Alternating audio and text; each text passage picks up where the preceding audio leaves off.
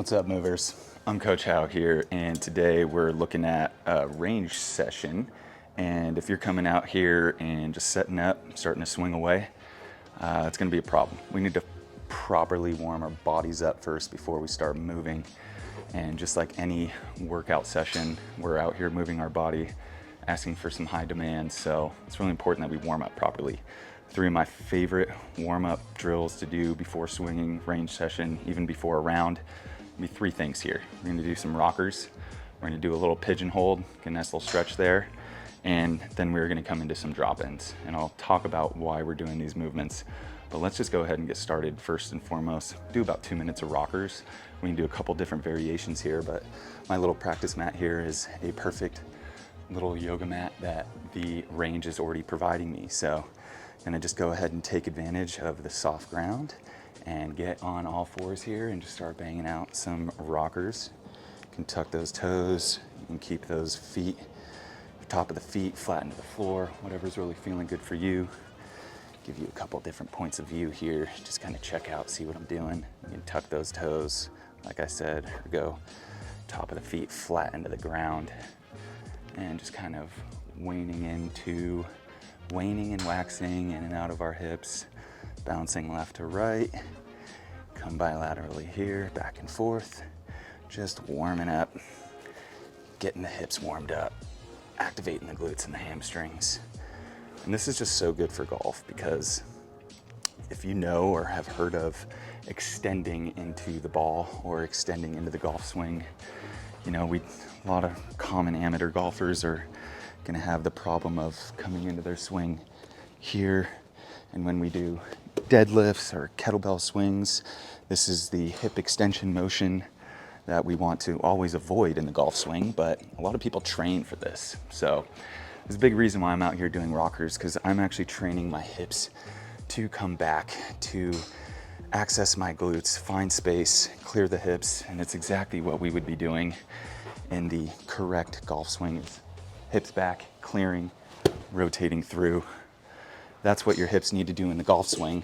So before we even come out here and swing and get into our round and get into our practice session, we're gonna give our body a little bit of taste of what it needs to do in the golf swing, which is pulling the hips back. These rockers are perfect warm up before getting into the golf swing.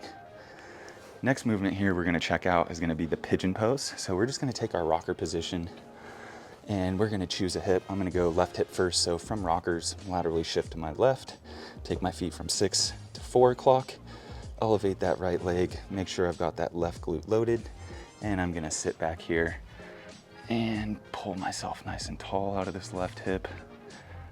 This left hip is crucial in my golf swing. It's my lead leg.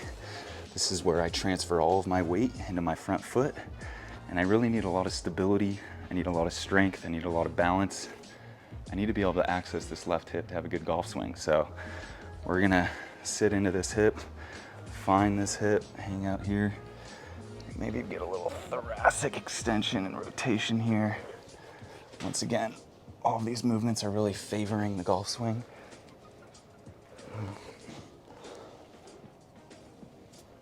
Give a little love on the left hip, wax it around, get lateral shift on my right side, take my feet from 6 to 7 o'clock, come into this right pigeon pose.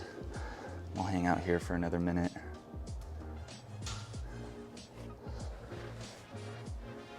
Nice warm day today here in Santa Cruz. Feels like summer. It's the middle of October and it's 85 degrees out. Can't complain, baby. It's beautiful out here. Right hip's got some love. Last but not least, we're just gonna do a couple of drop-ins. Even got my club here for some support. And the reason I do these drop-ins is because it's just access to a single side hip. I need to be able to drop into my right hip in order to get my backswing done properly. It's essentially a dropping in on the right side, drop in, and left side drop in is the follow through of the golf swing. So as we work on our drop-ins here, we're not only finding access for backswing and follow through of the golf swing, but we're priming ourselves to go ahead and walk the course, you know? So drop-ins are just really good at isolating a single hip, so maybe shining some light on some hip imbalancement. Really good to just come in and work into each single side hip. Once again, perfect little warm-up for a range session or even before your next golf round. These are my 3 favorite exercises to get into before swinging. If you followed along with me, good for you. If you're doing this on your own time, spend as much time as you need in each movement.